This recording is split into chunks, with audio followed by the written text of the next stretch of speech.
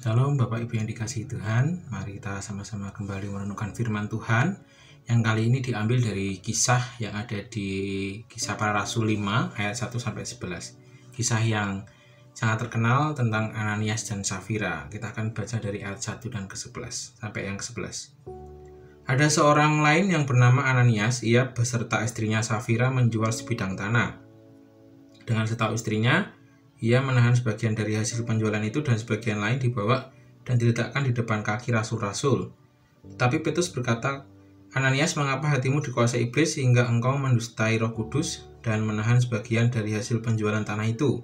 Selama itu tidak dijual, bukanlah itu tetap kepunyaanmu, dan setelah dijual bukanlah hasilnya itu tetap dalam kuasamu? Mengapa engkau merencanakan perbuatan itu dalam hatimu? Engkau bukan mendustai manusia, tetapi mendustai Allah. Ketika mendengar perkataan itu, bahalah Ananias dan putuslah nyawanya, maka sangatlah ketakutan semua orang yang mendengar hal itu.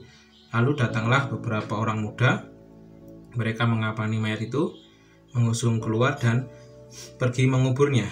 Kira-kira 3 jam kemudian masuklah istrinya, Ananias, tetapi yang dia tidak tahu apa yang telah terjadi.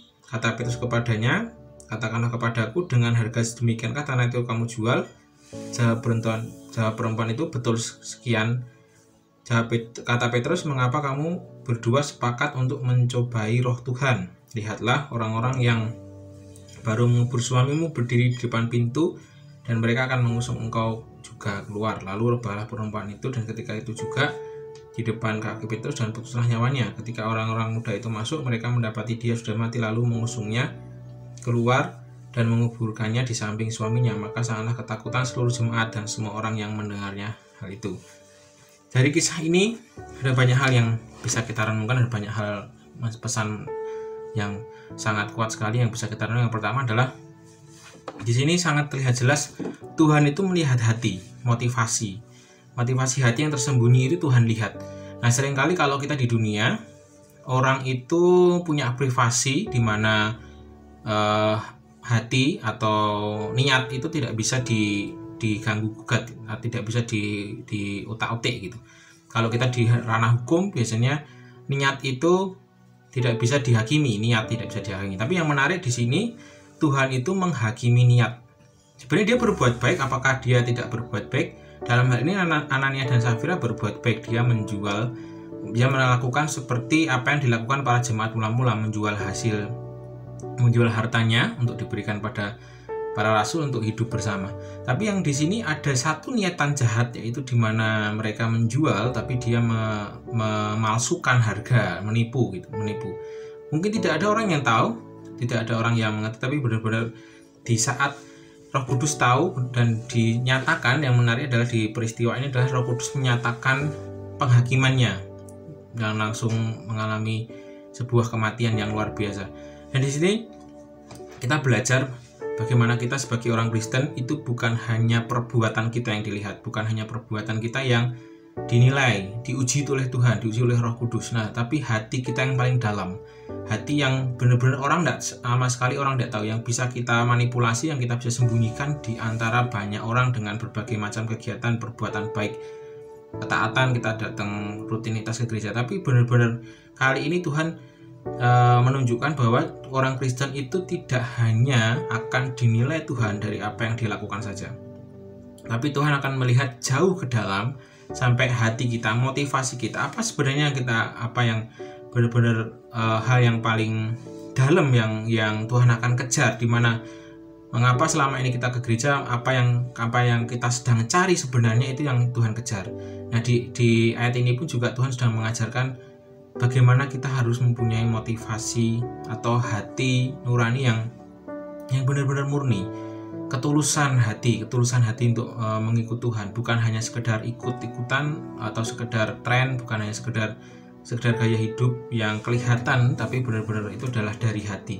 Ikut Tuhan harus dari hati, benar-benar kalau kita bersungguh-sungguh kita melayani ya dari hati, tidak ada motivasi yang lain. Karena ya dari ayat ini kita tahu bahwa Roh Kudus mengejar hal itu, karena Roh Kudus tahu sekali, dia isi hati kita, dia bisa melihat ke dalam, dan itulah yang diuji, itulah yang menjadikan kita berkenan atau tidak di hadapan Allah.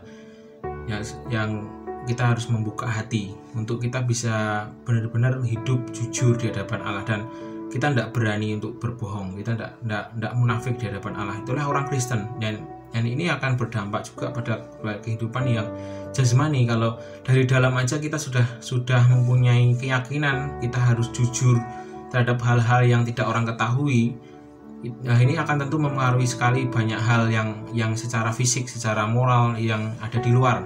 Karena yang dari dalam itu mempengaruhi apa yang di luar. Apa yang motivasi hati kita, ketulusan hati kita itu akan mempengaruhi perbuatan dan pikiran dan perbuatan kita. Nah, itu yang bisa kita ambil dari ayat ini. Selanjutnya ayat ini juga mengajarkan bahwa memberi dalam hal kita berpersembahan, mempersembahkan apa yang harus dipersembahkan pada Tuhan. Kita harus benar-benar dengan tulus penuh hati. Kita tidak boleh berbuat curang dengan persembahan. Kita tidak boleh berbuat menipu karena kita lebih mencintai uang dan kita bahkan mengambil untung dari sana.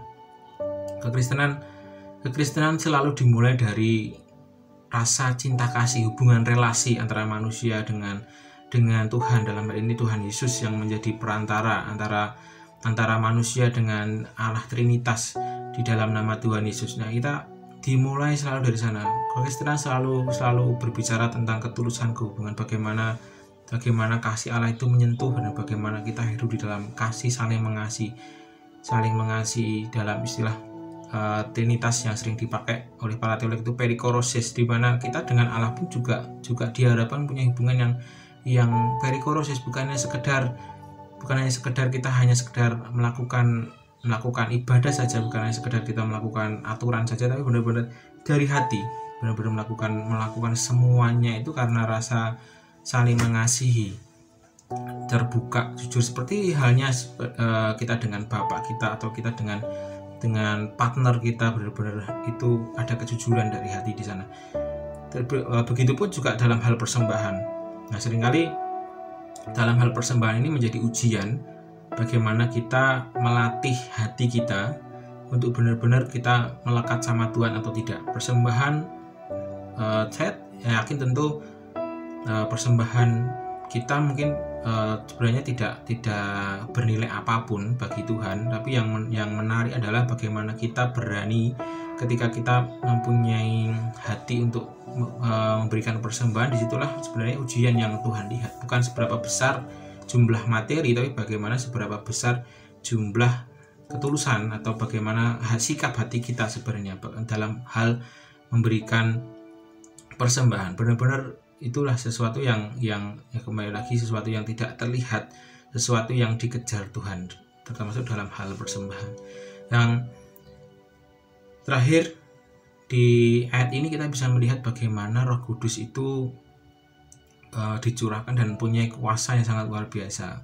Saya percaya kejadian-kejadian seperti ini adalah apa yang terjadi di Kisah Para Rasul 5 ini adalah salah satu hal yang kita rindukan tentunya, untuk melihat Indonesia yang baru, di mana ketika kita di kantor, kita mungkin tidak tahu ada teman kita yang korupsi, ada teman kita yang mencuri, atau siapapun yang mencuri, tapi tiba-tiba Roh Kudus menyatakan sebuah rahasia di mana yang sangat supranatural, di mana kita bisa menyatakan atau terjadi pembuktian orang-orang yang mencuri, meskipun dia sudah menyembunyikan banyak hal, tapi Tuhan bongkar. Itu sangat luar biasa, dan ini kita tentu rindukan ini terjadi lagi di saat ini, dan kita percaya bahwa Roh Kudus belum selesai bekerja, Tuhan belum selesai bekerja, dan ketika ini dinyatakan, maka kita akan melihat di kantor-kantor, di sekolah-sekolah, di pemerintahan-pemerintahan, bagaimana Roh Kudus menyatakan dirinya untuk menyatakan kesalahan manusia, untuk membongkar semua tipu muslihat, untuk membongkar semua hal-hal yang manipulatif itu dibongkar, yang Roh Kudus membongkar, dan anak-anak Tuhan mempunyai otoritas di sana untuk mulai melatih otoritasnya di tempat-tempat kerja, untuk kita menyatakan kebenaran, dan kita memberikan ruang bagi Roh Kudus untuk menyatakan dirinya, seperti apa yang terjadi di Kisah Para Rasul yang dinyatakan oleh Petrus dalam kejadian Ananias dan Safira. Dan Ini menjadi mandat kita juga, menjadi tugas kita juga untuk menyatakan bahwa kita punya Allah yang hidup, kita punya Roh Kudus yang hidup, dan Roh Kudus itu bisa menyatakan sesuatu yang tersembunyi yang manusia tidak ketahui dan yang bisa manusia mungkin bisa sembunyikan. Demikian perenungan saat ini. Kiranya Tuhan memberkati kita semua. Haleluya. Amin.